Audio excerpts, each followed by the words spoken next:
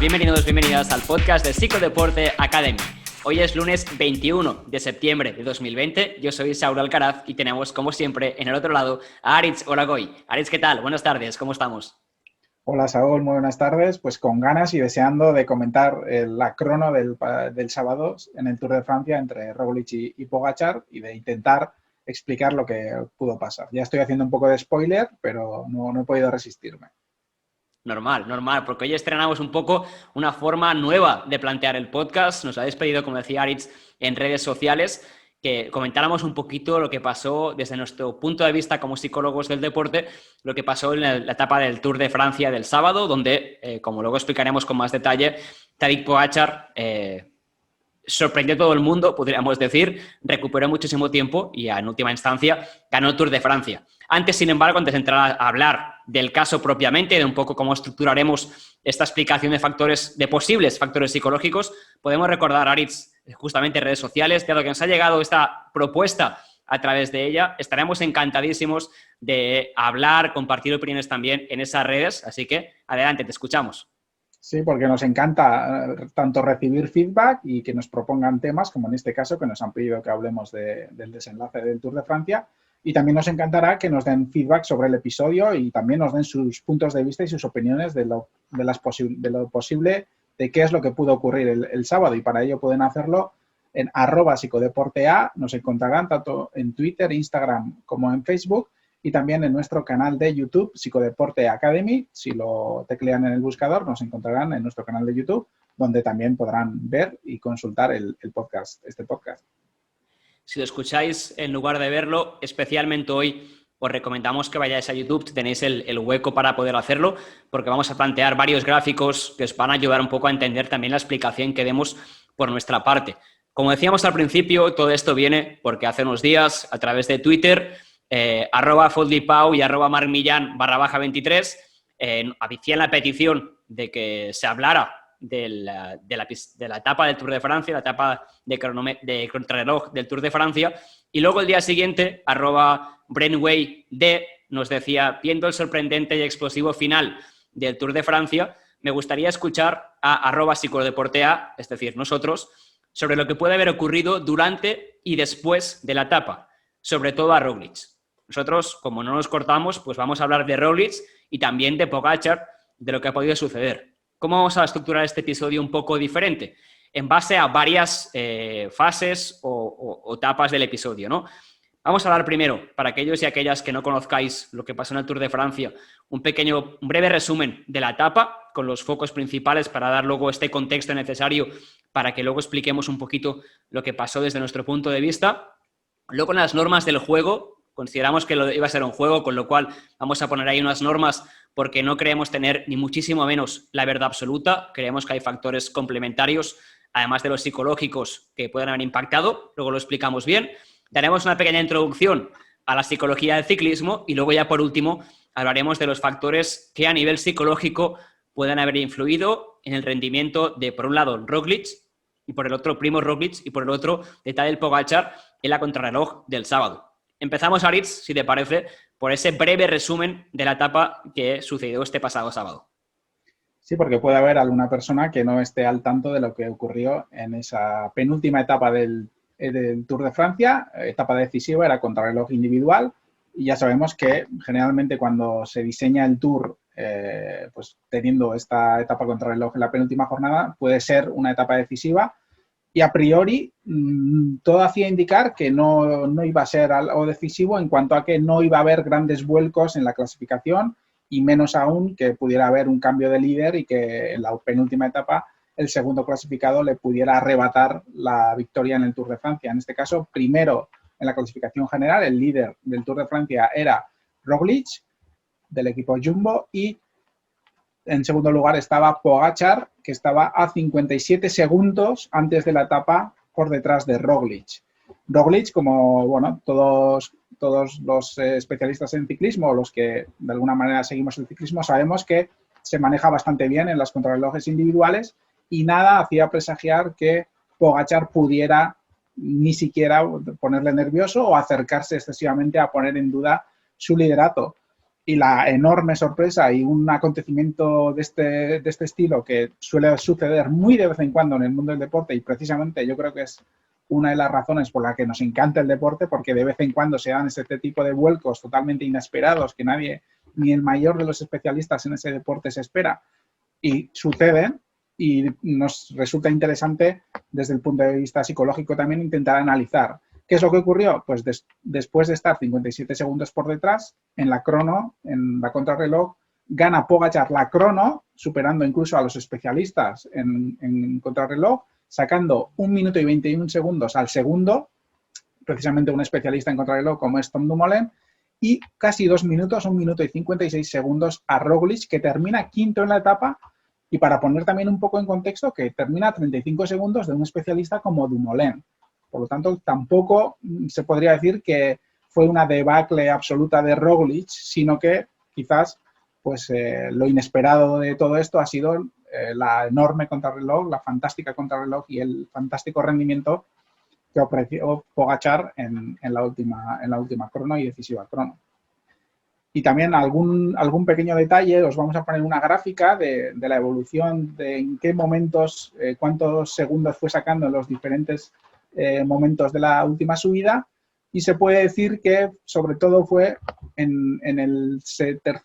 la tercera parte de la subida donde mayor tiempo sacó Pogačar a Roglic, que bueno, luego iremos comentando, pero que entre los factores que también hay que tener en cuenta es que hubo también un cambio de bicicleta para poder afrontar precisamente esa subida al puerto, y bueno, veremos cómo desde el punto de vista psicológico también puede llegar a afectar este tipo de cambios de foco, de pasar del llano a la subida, etcétera, etcétera, etcétera, pero y lo iremos desgranando a continuación. Sí, justamente como veíais ahora también en el gráfico de la etapa, en el perfil de la etapa, veíamos una primera parte muy llana que correspondía a los 2 primeros tramos y luego una parte de subida, como decía ahora Aritz, un puerto de primera categoría que hacía, bueno, posible el cambio de bicicleta y un cambio también a nivel de condiciones sobre la bici, ¿no? Porque vienes de estar en una posición concreta para la parte más llana y cambias tanto de bicicleta en algunos casos como todos de posición para esta subida al puerto de primera categoría. Dicho esto, vamos a explicar un poco las normas del juego para explicar un poco los posibles factores que pueden haber influido a nivel psicológico a Roglic y Pogačar. Primera normativa que nos ponemos, y más importante, como veis, vamos a ser muy precavidos con esto, es que no conocemos el caso en profundidad, con lo cual lo que hemos hecho ha sido tirar de nuestra experiencia en cierta forma, de declaraciones que han hecho en medios, tanto Roglic como Pogačar, como también gente de su entorno, que nos pueda dar más información, y ir a ver también la evidencia científica desde dentro del ciclismo que nos puede ayudar a explicar respecto a este caso. Pero, por supuesto, lo primero y más importante, no tenemos ni mucho menos toda la información para poder comentar el caso, con lo cual vamos a tener parcialmente esta explicación que demos después. En segundo lugar, que vamos a dar explicaciones, pero puede haber otros factores psicológicos que justamente por esta falta de información no vamos a explicar porque no conocemos todo el caso completo, con lo cual puede ser que se dé por lo que vamos a explicar hoy, es probable, pero también puede ser por factores complementarios. Y tercera norma, que también es fundamental, hay factores no psicológicos a nivel físico, a nivel fisiológico, a nivel de recuperación y descanso, que pueden haber sido claves, que no es ni muchísimo menos el campo de acción ni de Aritz ni el mío, y que habría que preguntar a profesionales de esos ámbitos desde su punto de vista qué factores pueden haber influido. Entonces,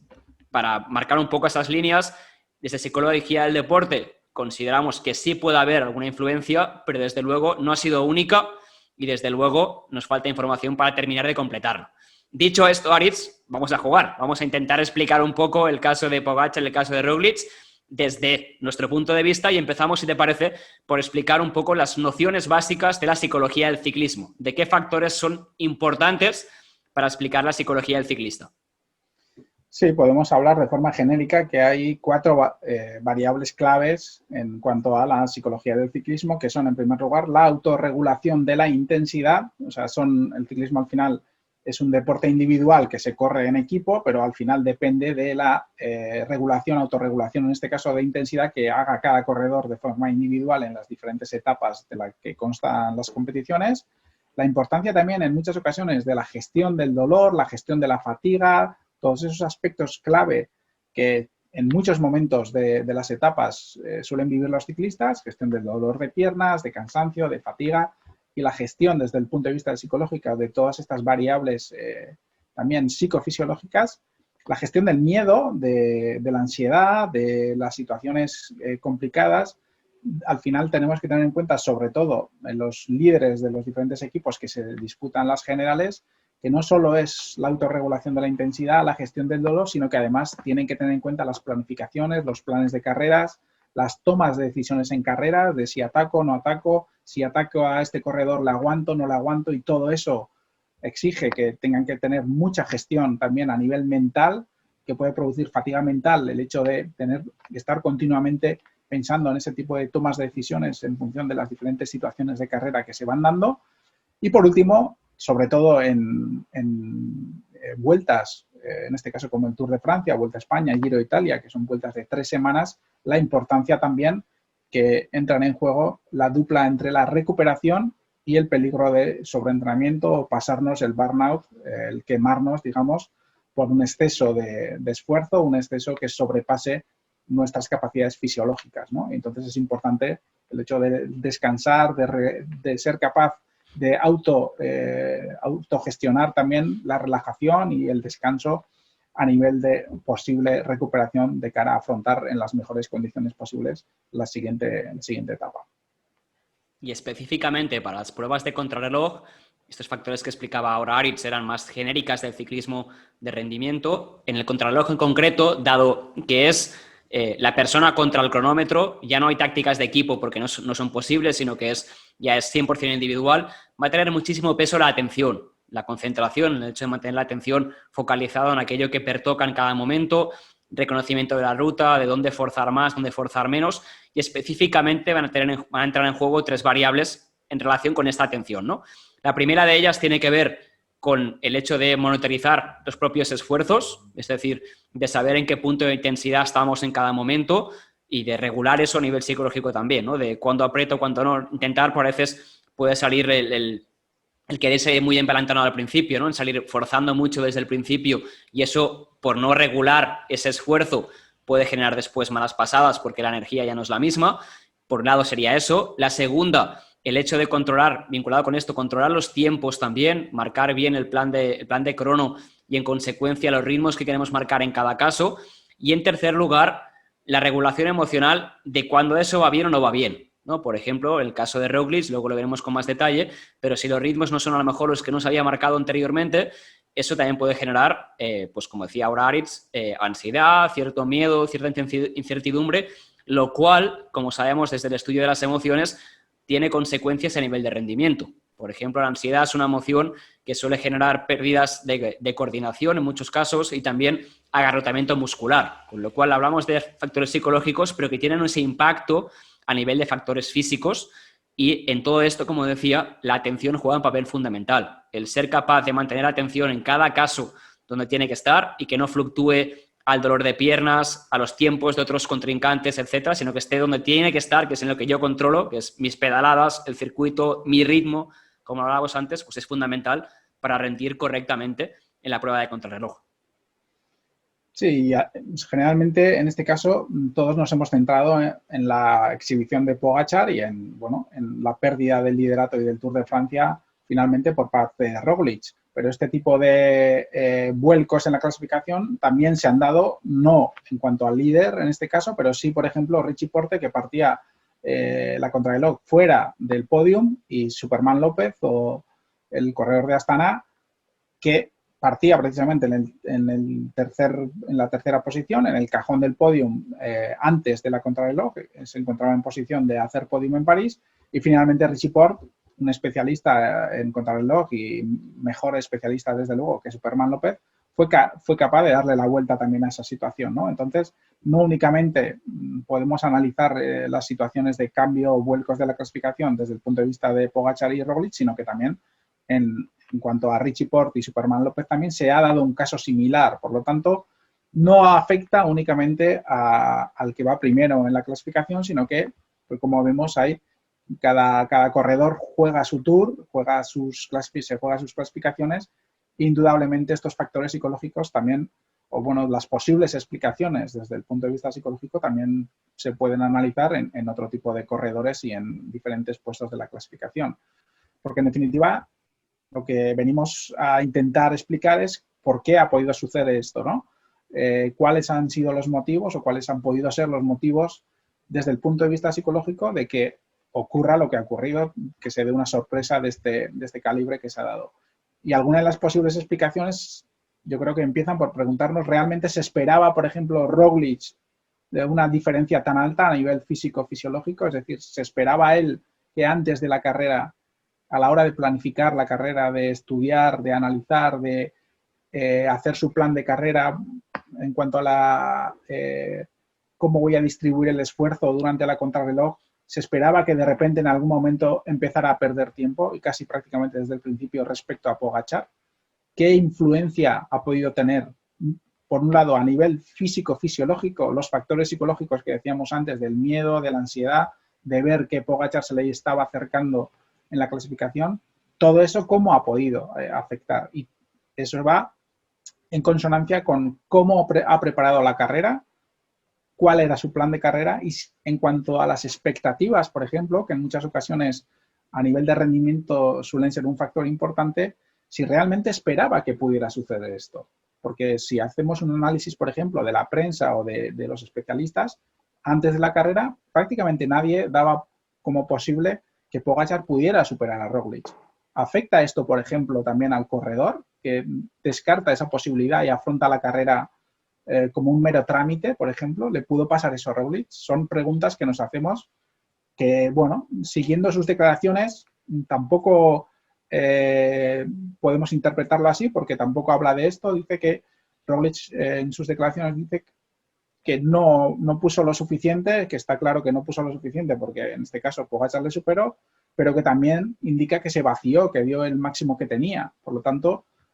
no hace presagiar, o a priori al menos, no podemos intuir que pudiera ocurrir algo así, de que no se esperara que Pogačar le pudiera superar.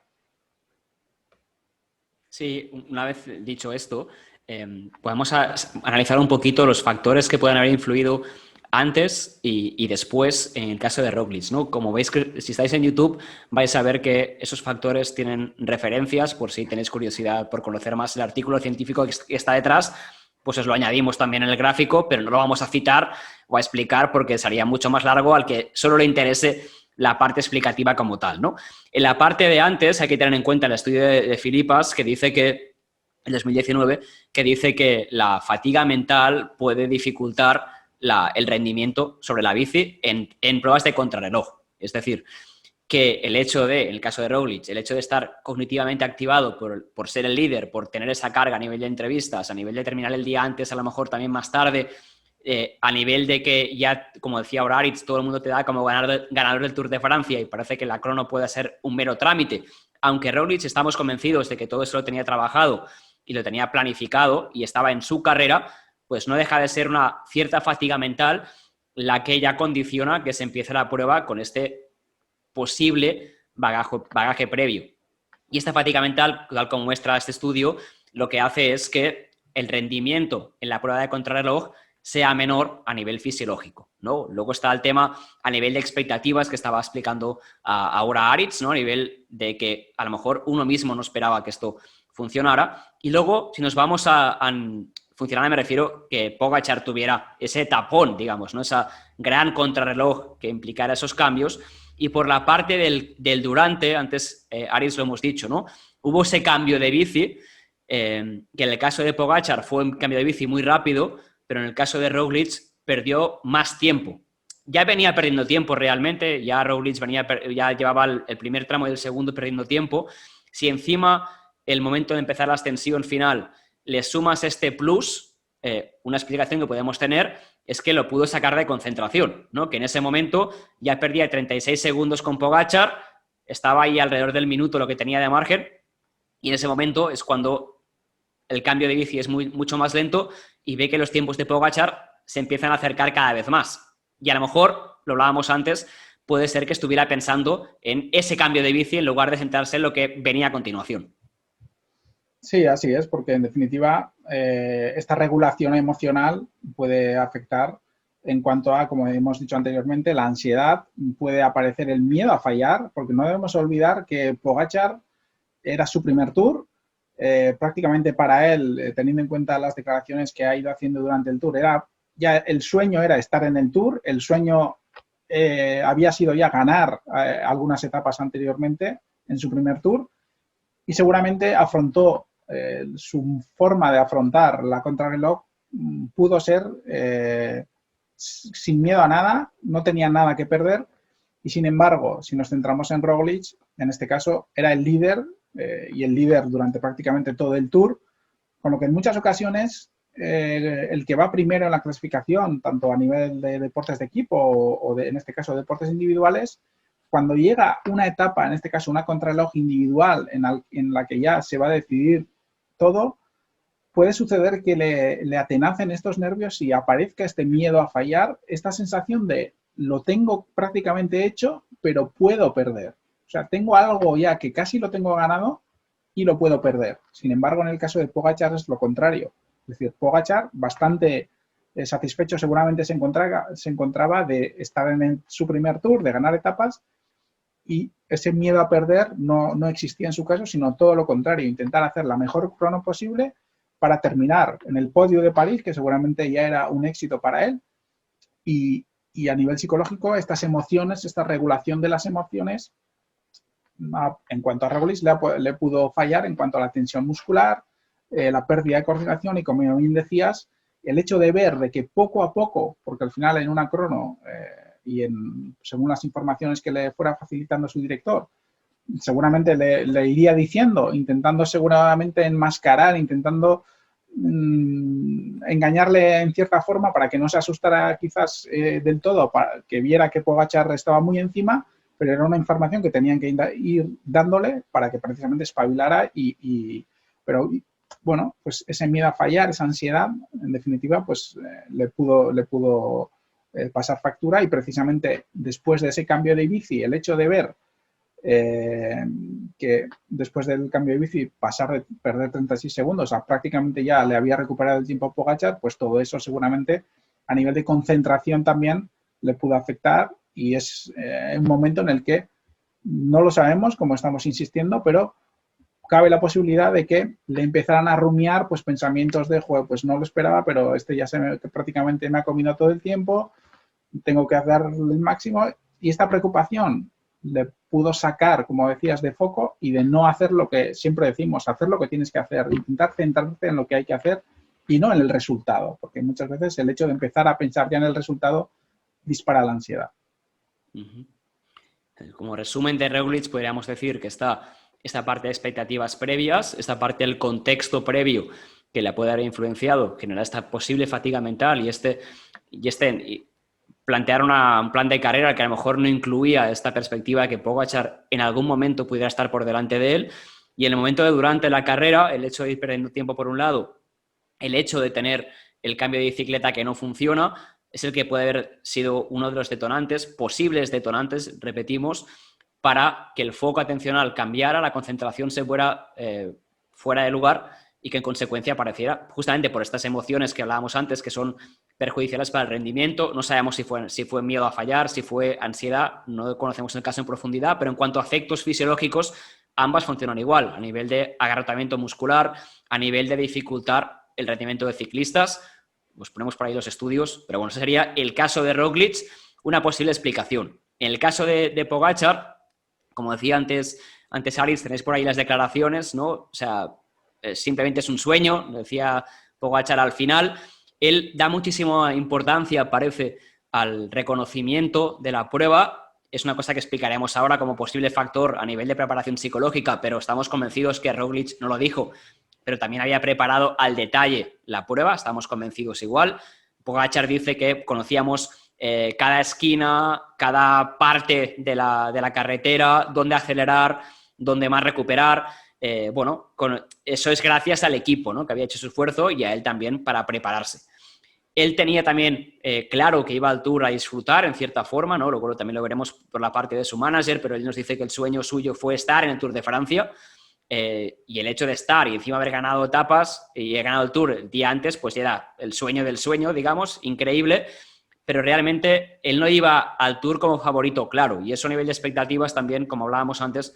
él ya había ganado simplemente con terminar el Tour y haber ganado alguna etapa, y ya no digamos siendo el segundo lugar, con lo cual iba a esa contrarreloj más a disfrutar, más a hacer su mejor versión sin tener que defender nada, en cierta forma, aunque obviamente pues podía perder la segunda plaza, ¿no? Pero parece que el foco suyo estaba más en lo que podía ganar y lo que podía disfrutar más que en lo que podía perder, que en el caso de Roglic era únicamente ese el foco, porque no había nada por lo que luchar más arriba porque ya estaba primero. Por la parte del antes, bueno, pues parece que sí que tenía claro Pogačar en qué concentrarse, tanto objetivos de carrera como también por la parte de preparación y reconocimiento de la propia ruta, lo cual facilita que después también él pueda estar en ese foco atencional que parecía clarísimo que estaba súper metido en carrera. Sí, y además del antes, es importante también el durante, porque él reconoce, dice que no escuchaba nada de la radio de su director durante los últimos 5 kilómetros, que es en la parte más decisiva, en la parte de la subida al puerto. Y bueno, eso también nos puede hacer indicar que quizás eso también le ayuda a concentrarse en lo que tenía que hacer. Es decir, él dice que simplemente se limitó a dar todo lo que tenía, a ir a tope, full gas, comenta, y eso también está relacionado a nivel psicológico con la habilidad de regular el ritmo, de regular los esfuerzos y sobre todo de centrarse a nivel de foco atencional y de placer. Placer en el sentido de estar totalmente involucrado, centrado, relacionado con los estados de flow, ¿no? De estar completamente involucrado en lo que estás haciendo sin prestar atención a nada más que al seguir esforzándote, seguir manteniendo los ritmos y hasta terminar la subida. Y seguramente ese estado de flow, unido con la situación que afrontaba la contrarreloj, que ya era segundo y prácticamente era una posición soñada por él, seguramente esto ayudó y facilitó el rendimiento de Pogačar, así como lo que reconoce su director, que comenta que parece que no conoce el estrés, da la impresión de que siempre está disfrutando, ¿no? Y esta sensación de disfrutar, de centrarse en lo que tiene que hacer, de flow seguramente, pues le ayudó a estar totalmente involucrado, concentrado en lo que tenía que hacer y a regular el esfuerzo. Y por otro lado también afectaría positivamente, entendemos, el refuerzo que iba suponiendo que en cada paso del punto de control pues se iba acercando cada vez más a Pogačar y todo esto seguramente influyó en cuanto a que era un refuerzo súper positivo para que precisamente siguiera haciendo lo que estaba haciendo. Dicho esto, también entraría en juego la confianza que también se había reforzado un poco por lo que decías tú ahora, Aritz. A nivel general, para poder un poco ya este primer cierre al episodio, tenemos Roglic por un lado, Pogačar por el otro. Hemos intentado explicar desde el punto de vista psicológico qué factores pueden haber jugado un papel en cada uno de los casos. Por la parte de Pogačar, esta parte de preparación, esta parte de expectativas que no eran como las de Roglic, están más enfocadas a lo mejor